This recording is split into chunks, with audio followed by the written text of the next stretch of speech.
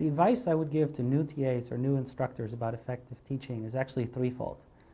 The first one for me is set the expectations in the first lecture and then live up to the expectations yourself.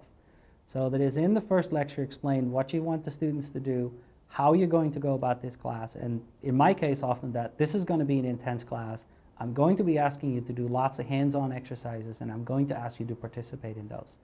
So the idea is to set expectations for the students, but also to live up to the expectations yourself.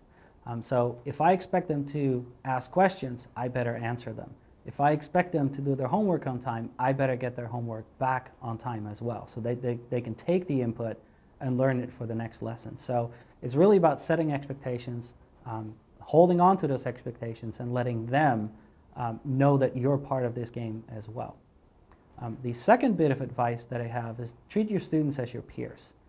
That sounds a little bit weird because you're supposed to be the expert. At the same time, their participation, again, shapes the classroom. Their participation, their questions often enrich the classroom, and by treating them with respect, by treating them as if they're adults, and by treating them as if they're actually bringing useful material to the classroom, and they often do, you set the expectation that this is a mutual engagement rather than a one-way street, which often leads to problematic situations in the classroom.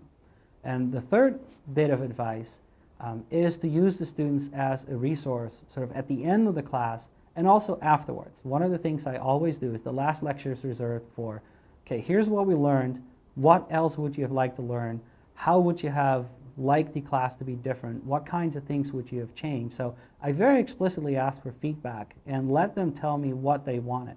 And I bring that to the next version of the class and tell them, you know, this class is the third incarnation. Here are some of the things that changed based on what your peers said. So you're part of, again, shaping this one and making it better for the next group. And also, once they're out in industry, don't be afraid to ask them back and say 3 or 4 years later, was that relevant? Did that matter to what you were doing? Can you give me some pointers of what else would have been really helpful in this case? So keep using your students as a resource in improving your courses.